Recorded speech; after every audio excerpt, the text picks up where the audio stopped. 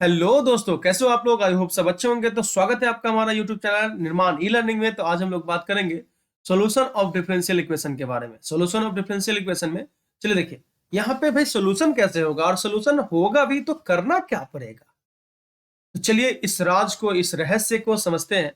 जैसे मान लीजिए कि यहाँ पे आपको एक इक्वेशन दिया हुआ है y बराबर mx। ये जो दिया हुआ है ये तो डिफरेंशियल इक्वेशन नहीं है, ये डिफरेंशियल इक्वेशन नहीं है, ये कार्टेशियन फॉर्म में इक्वेशन है। ठीक है, अगर आप इसको, ठीक है, अगर आप इसको क्या करते हैं, डिफरेंशिएट करते हैं। ठीक है, समझिएगा ध्यान से। अगर इसको आप क्या करते हैं, डिफरेंशिएट करते हैं, डिफरेंशिएशन करते हैं। लेकिन क्यों? तो क्यों किया जाएगा डिफरेंशिएशन? तो यहां पे बोलेंगे कि formation of differential equation. Differential equation के फॉर्मेशन के लिए अगर देखा जाए तो आपको यहाँ पे क्या करना पड़ेगा, तो डिफरेंशिएशन करना पड़ेगा। डिफरेंशिएशन, ठीक है, इसको डिफरेंशिएशन करना पड़ेगा। और जब डिफरेंशिएट कीजिएगा तो यहाँ पे क्या हो जाएगा, तो देखिए यहाँ पे इसको ना मैंने डायरेक्ट इस तरह से लिख दिया है, समझिएगा ध्यान से, dy बाई dx। ठीक है, ये देखो y का डिफरेंशिएशन करेंगे, y बराबर mx लिखा हुआ है, तो y का डिफरेंशिएशन क्या हो जाएगा, dy बाई dx, x के रेस्पेक्ट में कर रहे हैं।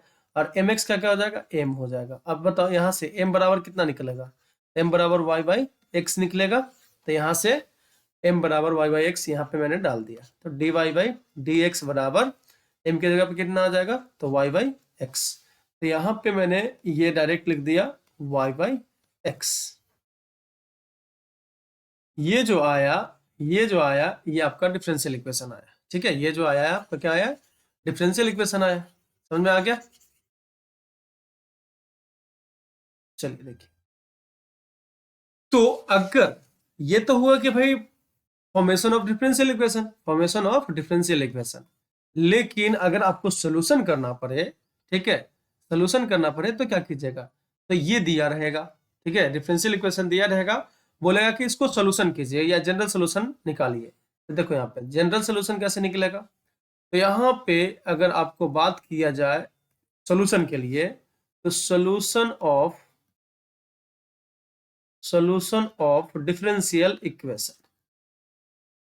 अब सोल्यूशन ऑफ डिफरेंशियल इक्वेशन, इसके लिए क्या करना पड़ता है, तो इंटीग्रेशन करना पड़ता है। ये चीज को देखो यहाँ पे, इसको इंटीग्रेट करना पड़ेगा। इंटीग्रेशन, इंटीग्रेशन किसको करना पड़ेगा, तो इसको करना पड़ेगा। इंटीग्रेशन किसको करना पड़ेगा, इसको करना पड़ेगा, तो आपको ये मिल जाएगा। क्लियर है ये बात? तो अब आप समझ गए होंगे कि यहाँ पे क्या होने वाला है। चलिए इस पे एक क्वेश्चन बना के आपको बता दें, समझ में आ जाएगा। चलिएगा देखिएगा, यहाँ पे ध्यान से क्वेश्चन है कि find the general solution of differential equation dy by dx बराबर y बाई x। ठीक है, यहाँ पे देखिए सॉल्यूशन अगर इसका हम देखना चाहे तो क्या होगा, दिया हुआ है उसको पहले लिख लीजिए। गिवन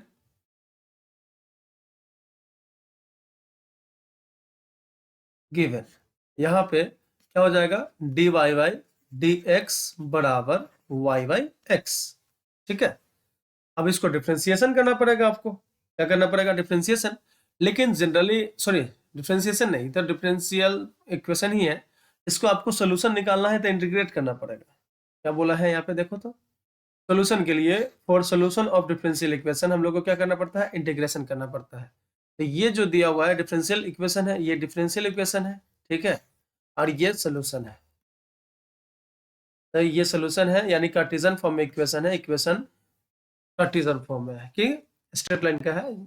किसी का भी हो सकता है, कोई जरूरी नहीं है कि भाई इसी का हो। ठीक है, चलिएगा देखिएगा, तो यहाँ पे हम लोग बात करेंगे, इसका इंटीग्रेशन करना पड़ेगा। इंटीग्रेशन तो ऐसे हो नहीं सकता, तो यहाँ पे वेरिएबल सेपरेबल एक मेथड लगता है, मैं आगे बता दूंगा कि मेथड क्या क्या है। ठीक है, एक मेथड लगता है वेरिएबल सेपरेबल, मतलब कि जितना भी वेरिएबल है उसको अपने वाले को एक तरफ कर दो। ये इसका फिटाया हुआ इधर इधर है, तो सबको अपने वाले को एक तरफ करो। तो यहाँ हो जाएगा आपका dy बाई वाई, और ये जो dy है इसको ऊपर रखिएगा, या dx जो है वो हमेशा ऊपर रहना चाहिए।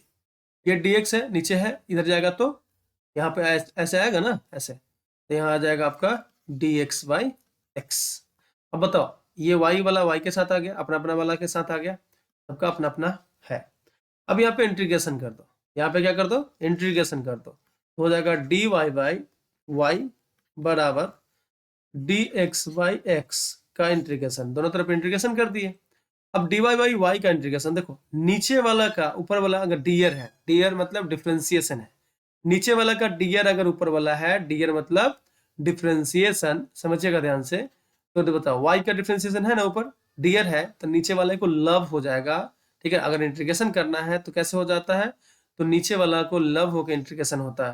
तो ये पूरा का इंटीग्रेशन हुआ लॉग, लव बोल जाए रहे हैं ना, वो लॉग नीचे वाला, ठीक है।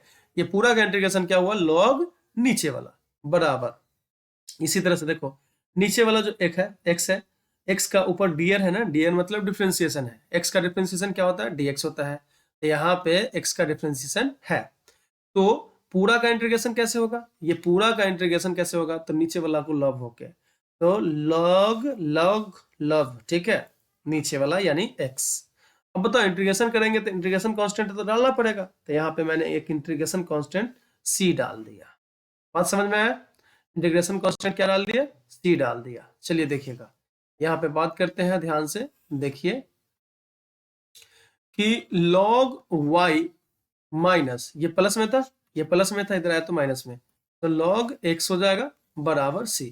अब आपको एक फॉर्मूला याद होगा, log a minus log b बराबर क्या होता है, तो log a/b हो जाता है, ठीक है, ये फॉर्मूला है। तो यहाँ पे भी क्या हो जाएगा, log y/x हो जाएगा, पहले y है तब ऊपर y, बाद में x है तो नीचे, बराबर c। अब यहाँ पे log हटाना चाहते हैं तो दोनों तरफ e लगा दीजिए, ठीक है, तो यहाँ हो जाएगा e log y/x बराबर e⁻c। अब यहाँ पे ये जो होता है 1 हो जाता है, तो यहाँ पे बचेगा y/x बराबर e⁻c।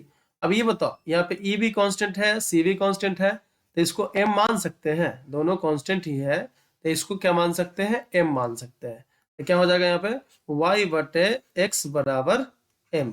देखो यही मिल गया, यही ना चाहिए था हम लोग को, यही है रिक्वायर्ड जनरल सॉल्यूशन, ठीक है, रिक्वायर्ड जनरल सॉल्यूशन। मैं तरीका बताऊंगा, अभी फिर बता रहा हूं कि कैसे सॉल्यूशन होता है, वो सिर्फ बताया है, ठीक है। चले आगे, चलिए हम लोग अपना आगे बढ़ते हैं, देखते हैं आगे की ओर कि मेथड क्या क्या है। यही है मेथड, देख लो ध्यान से, method of solution of differential equation. Solution of differential equation method है, अगर देखा जाए तो बाय वेरिएबल, ठीक है, वेरिएबल जो होता है जैसे x हुआ, y हुआ, ये सब वेरिएबल है। सेपरेबल मतलब सेपरेट करना होता है, अलग अलग करना होता है, सेपरेबल डिफरेंशियल इक्वेशन।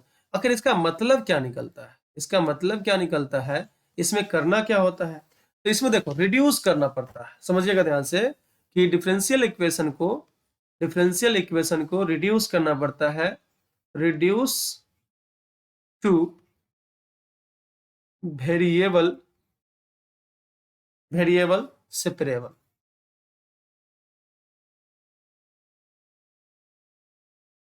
ठीक है, वेरिएबल सेपरेबल में रिड्यूस करना होता है। क्लियर ये बात। अब अगला जो मेथड है, वो अगला मेथड क्या है, देखो ध्यान से, अगला मेथड क्या है कि बाई होमोजीनियस, ठीक है, बाई होमोजीनियस डिफरेंशियल इक्वेशन। अब ये सब ना जब बनाएंगे तो क्लियर पता चलेगा, बस अभी नाम जान लीजिए। इसमें क्या करना पड़ता है, इसमें भाई रिड्यूस करना पड़ता है होमोजीनियस डिफरेंशियल इक्वेशन के फॉर्म में। तो डिफरेंशियल इक्वेशन रिड्यूस, ये जो डिफरेंशियल इक्वेशन है उसको रिड्यूस करना पड़ेगा किस में, तो होमोजेनियस डिफरेंशियल इक्वेशन के स्टैंडर्ड फॉर्म में, ठीक है, reduce to homogeneous differential equation, ठीक है, होमोजेनियस डिफरेंशियल इक्वेशन शॉर्ट में मैंने लिख दिया उसको। अगला बात करेंगे bye linear differential equation. Linear differential equation में क्या करना पड़ता है, ये मेथड है, इससे भी सॉल्व होता है, बट देखना पड़ेगा कि कौन किसके ऊपर सेट करता है, ठीक है, ये नहीं कि किसी से भी कर सकते हो, ऐसा नहीं होगा।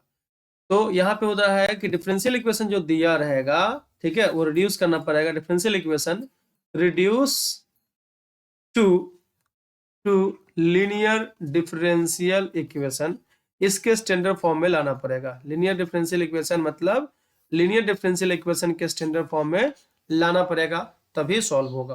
तो यहाँ पे 3 मेथड आपको पता चल गया, 1 2 3। पहला है by variable separable differential equation, by homogeneous differential equation, अब by linear differential equation. Clear है? इसमें क्या करना पड़ता है मैंने बता दिया।